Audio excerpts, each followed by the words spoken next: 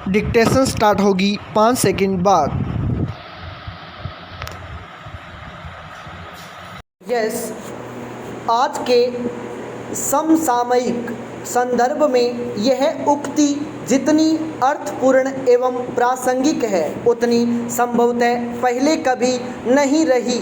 आधुनिक युग के यांत्रिक समाज में मनुष्य न केवल यंत्रवत बन गया है बल्कि विद्यमान उपभोक्तावादी संस्कृति ने उसे भौतिक सुख सुविधाओं की प्राप्ति के लिए इतना अधीर बना दिया है कि उसने अपनी सारी नैतिकताओं को ताक पर रख दिया है। इन्हीं में से एक नैतिकता सत्य संबंधी भी है।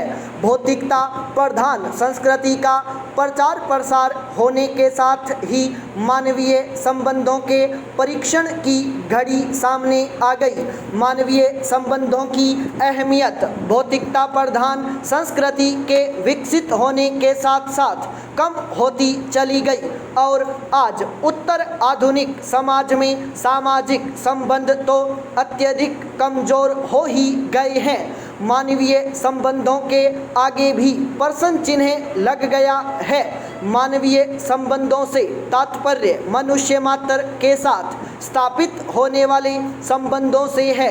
आज लोग भौतिकवादी मानसिकता से इतना अधिक प्रभावित हैं कि अब परिवार के सदस्यों के बीच के आत्मीय संबंध भी खो से गए हैं।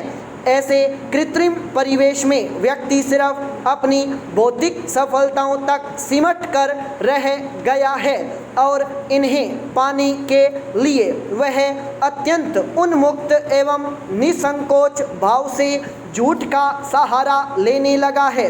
मनुष्य एक सामाजिक प्राणी है जो विवेक बुद्धि संपन्न है। वह अपनी बुद्धि संपन्नता एवं प्रतिभा का उपयोग एक ऐसी व्यवस्था निर्मित करने में करता है जिससे उसे अधिक से अधिक सुख सुविधाओं की प्राप्ति हो सके। इसी के परिणाम स्वरूप निरंतर तीव्र गति से भौतिक उपलब्धियां हासिल की जा रही हैं। लेकिन इसका एक दूसरा पहलू यह है कि उसने अपने लिए समय समय पर कई ऐसी सामाजिक व्यवस्थाएं भी निर्मित की हैं जो निरपेक्ष दृष्टि से विवादित एवं नैतिकता विहीन है।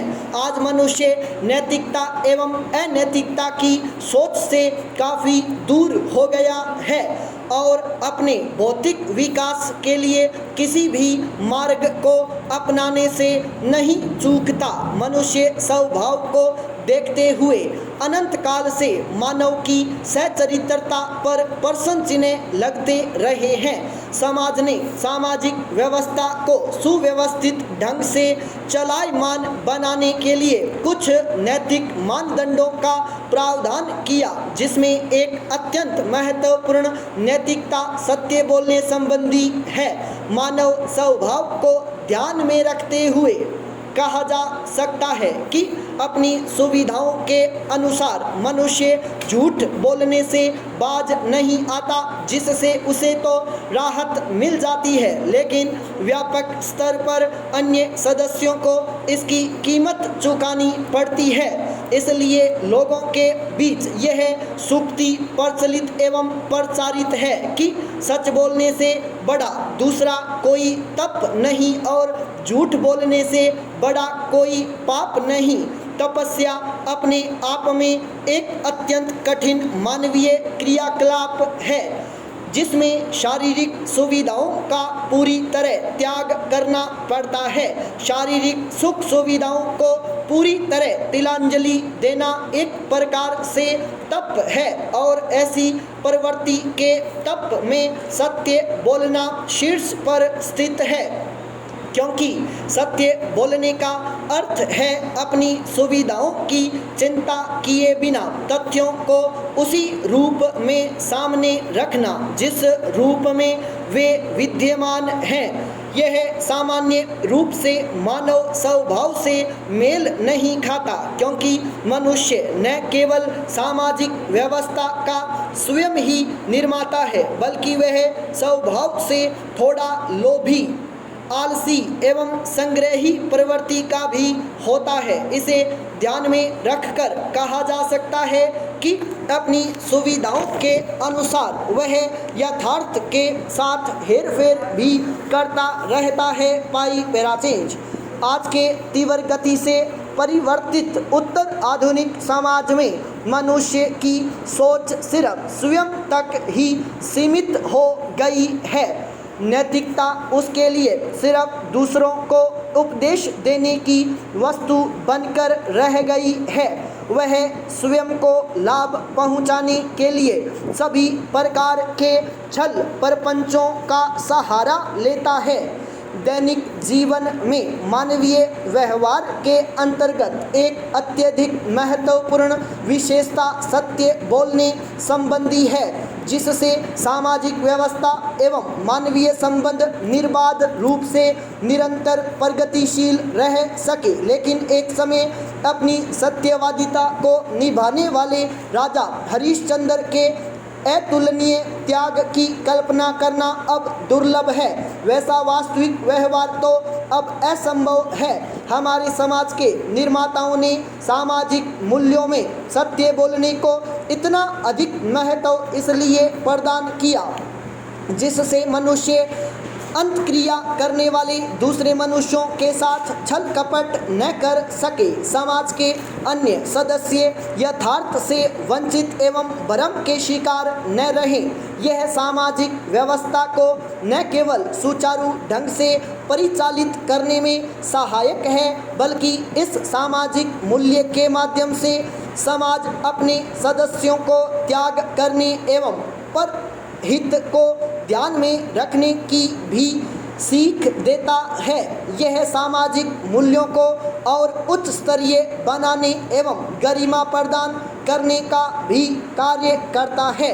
कहा जा सकता है कि सत्य बोलना बहुत हद तक सामाजिक मूल्यों की कुंजी है, जिससे सभी सामाजिक मूल्य संबंधित हैं। इसके ठीक विपरीत झूठ बोलना सबसे बड़ा व्यक्तिगत एवं सामाजिक दुर्गुण है। झूठ बोलना एक प्रकार की चोरी है, जिसमें किसी की दृष्टि से तथ्यों को छिपाया जाता है। यह लोगों को न केवल वास्तविकता से दूर रखता है, बल्कि भावी परिणाम के प्रति भी सतर्क होने से वंचित करता है, जिसके परिणाम स्वरूप व्यापक स्तर पर समाज एवं दूसरे सदस्यों को क्षति होती है। यह व्यक्ति एवं सामाजिक दोनों स्तरों पर नुकसानदायक एवं कष्टदायी होता है। यह सामाजिक स्तर पर किया जाने वाला सर्वाधिक महत्वपूर्ण नकारात्मक व्यवहार है, क्योंकि इसका प्रभाव वर्तमान के साथ साथ भविष्य पर भी अत्यंत गंभीर रूप से पड़ता है। झूठ बोलने के कारण प्रभावित व्यक्ति कभी भी वास्तविकता से परिचित नहीं हो पाता। परिणाम स्वरूप वह न तो उसे परिवर्तित करने के लिए कोई प्रयास कर पाता है और न ही संभावित दुष्परिणामों के प्रति सतर्क हो पाता है। इसलिए कहा गया है कि झूठ बोलने से बड़ा कोई पाप नहीं है।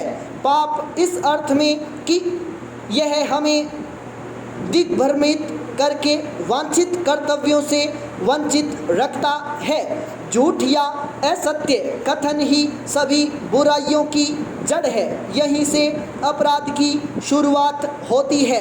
दुनिया में आने वाले किसी बच्चे के द्वारा सबसे पहला गलत कार्य झूठ बोलने का ही किया जाता है और यहीं से उसमें भावी अनैतिकताओं एवं अपराधों की नींव पड़ती है। इसलिए कहा जाता है कि झूठ बोलना सभी पापों का मूल है। राष्ट्रपिता महात्मा गांधी के दर्शन के दो ही मूल आधार हैं, सत्य एवं अहिंसा। गांधी जी ने इस तथ्य को पहचाना कि यदि लोगों में सत्य के प्रति आस्था जगा दी जाए तो समाज की नैतिकता का स्तर स्वतः ही अत्यधिक ऊंचा उठ जाएगा। सभी नैतिकताओं की जड़ यही है। इसलिए उन्होंने सत्य बोलने पर इतना अधिक जोर दिया। वस्तुतः सत्य के मार्ग पर चलने वाले साहसी एवं वीर, जबकि सत्य से दूर भागने वाले भीरू एवं कायर कहलाते हैं। सत्य आत्मसम्मान का प्रतीक है और यह मनुष्य को स्वाभिमानी बनाता है, जबकि असत्य आत्मग्लानि को विकसित करता है। सत्य को ईश्वर का पर्याय मानते हुए कबीरदास ने कहा है, स्टॉप।